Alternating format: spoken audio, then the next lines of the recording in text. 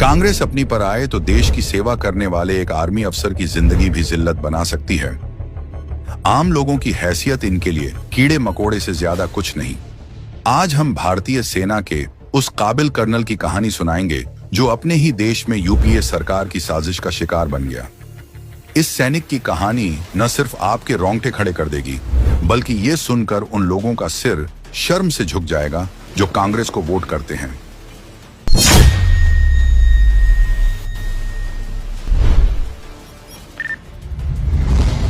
(1994) से कर्नल श्रीकांत पुरोहित सेना में थे। 2005 में उन्होंने जम्मू कश्मीर में कई सारे आतंकवाद विरोधी सफल ऑपरेशंस किए। उनके इस काम और काबिलियत की खूब सराहना होती थी।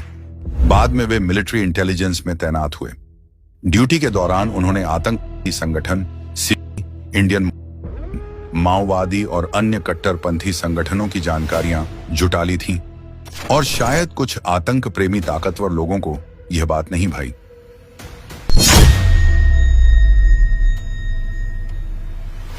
पांच नवंबर 2008 को कर्नल पुरोहित को मालेगांव ब्लास्ट केस में झूठे आरोप के साथ गिरफ्तार कर लिया गया। हैरानी की बात यह है कि ठीक 26/11 यानी देश में सबसे बड़े आतंकी हमले से 21 दिन पहले सेना के एक इंटेलिजेंस अफसर को अरेस्ट कर लिया गया। अब सवाल उठता है, क्या पुरोहित को हमले की भनक लग चुकी थी? क्या वो ये हमला रोक सकते थे? क्या उन्हें इसलिए मालेगांव ब्लास्ट में फंसाया गया ताकि मुंबई हमला बिना रुकावट के हो सके?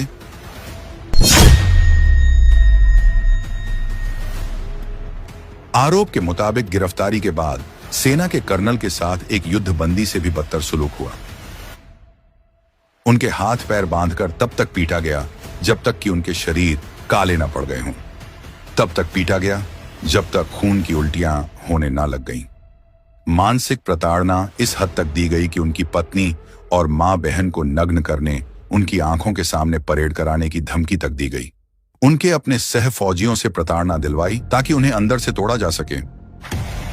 लेकिन कर्नल पुरोहित का जिगरा शायद स्टील का बना था, जिसमें न झंक लगे न धब्बे पड़े।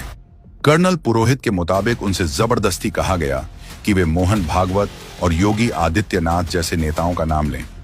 यह सब कुछ यूपीए सरकार के इशारों पर हो रहा था।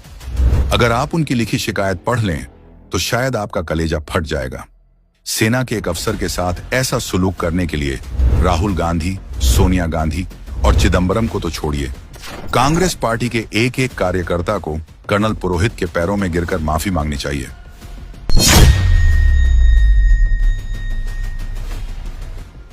उनकी पोस्टिंग, मीटिंग्स और इंटेलिजेंस ड्यूटी के दौरान उन्होंने जो भी काम किया था उसे ही आधार बनाकर एक फिल्मी स्क्रिप्ट तैयार की गई, जैसे कि कश्मीर से आरडी लाना, जबकि इंटेलिजेंस अफसर के पास आरडी का एक्सेस होता ही नहीं है।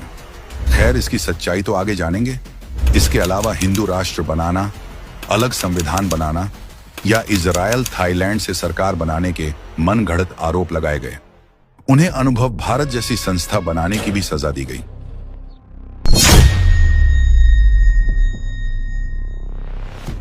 आर्मी कोर्ट ऑफ इंक्वायरी में भी उनकी सुनवाई चली। कुल 55 लोगों से सवाल पूछे गए, जिसमें से 54 लोगों ने कहा कि कर्नल पुरोहित का आतंकवादी गतिविधि में कोई रोल नहीं हो सकता।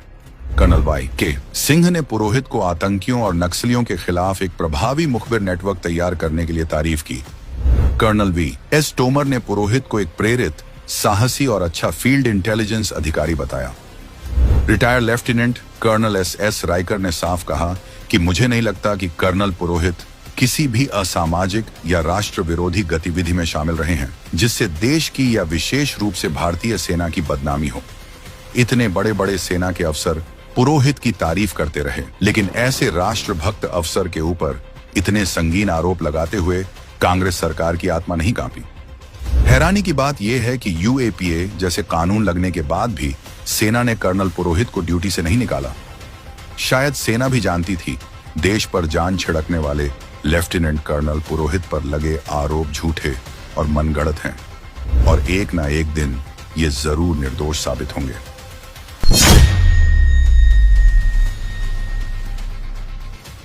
2011 में केस महाराष्ट्र एटीएस से एनआईए को ट्रांसफर किया गया, जिसके बाद चाहे आरडीएक्स लाने की बात हो, हिंदू नेताओं को फंसाने की बात हो या उन पर दबाव बनाकर जबरन जुर्म कबूल करवाने की बात हो, ये सारी बातें सामने आने लगी और सारे आरोप मनगढ़ंत साबित होने लगे।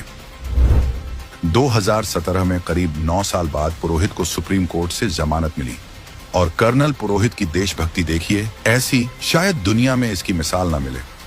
अपने ही देश की सरकारों के प्रतिशोध का शिकार होने के बावजूद इतना अत्याचार सहकर भी उन्होंने जमानत मिलने के बाद दोबारा आर्मी ज्वाइन की और आज भी खुफिया टीम का हिस्सा हैं।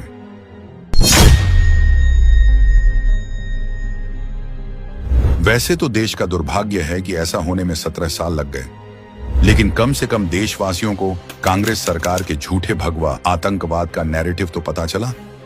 सुनवाई के दौरान सुप्रीम कोर्ट के सामने ये बात सामने आई कि पुरोहित को फंसाने के लिए कांग्रेसी दबाव में आकर पुलिस ने सही गुनहगारों के लीड को दरकिनार कर दिया।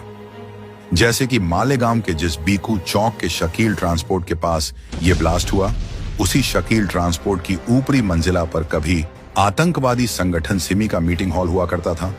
और तो और जो भी मनगढ़ंत सबूत पुलिस ने हासिल किए, उसकी जांच वो लोग कर रहे थे जिसके पास ना कोई फॉरेंसिक साइंस का अनुभव था, ना कोई सर्टिफिकेट और ना ही कोई डिग्री। वो अधिकारी थे भी कि नहीं, इसकी क्या गारंटी है। कोर्ट ने सारे सबूत ध्यान में रखकर पूरा अवलोकन करके अपना आखिरी फैसला सुनाते हुए कर्नल पुरोहित को बाइज्जत बरी किया। अब इन सबको देखकर तो यही पता चलता है कि मालेगांव ब्लास्ट के पहले ही कांग्रेस सरकार में यह नैरेटिव सेट कर लिया गया था कि हिंदुओं को कैसे बदनाम करना है।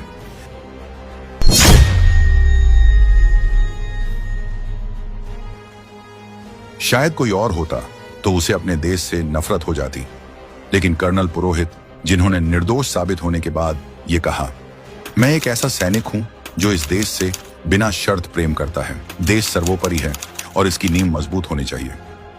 कांग्रेस पार्टी ने लाख कोशिश कर ली, लेकिन वो कर्नल पुरोहित के हौसलों को तोड़ नहीं पाई और ना ही हिंदू आतंकवाद को सच साबित कर पाई। क्या कांग्रेस की सरकार ने अपने वोट बैंक को खुश करने के लिए आतंक के नेटवर्क का तोड़ निकालने वाले देशभक्त अफसर को फर्जी केस में फंसाया था, या फिर शायद 26/11 टाला जा सकता था इसलिए? लेकिन 17 साल की लंबी लड़ाई के बाद सच सामने है। जाबाज कर्नल श्रीकांत प्रसाद पुरोहित गुनहगार नहीं थे, बल्कि देश के दुश्मनों के खिलाफ एक सबसे तेज हथियार थे जिसे कांग्रेस रौंद देना चाहती थी। आज सब कुछ साबित होने के बाद भी अगर हम कर्नल पुरोहित की इस कहानी से अनजान रहेंगे तो शायद हम हर उस देश सेवक के गुनाहगार होंगे जो मां भारती के सच्चे सपूत हैं। इसलिए इस कहानी को देश की रगों में घोल दीजिए और ज्यादा से ज्यादा शेयर कीजिए, ताकि सबको ये पता चले कि कांग्रेस तुष्टीकरण के लिए किसी भी सेना की जिंदगी को कितनी बेरहमी से कुचल सकती है, ताकि फिर कोई और कर्नल पुरोहित कांग्रेस की इस साजिश का शिकार ना बन सके।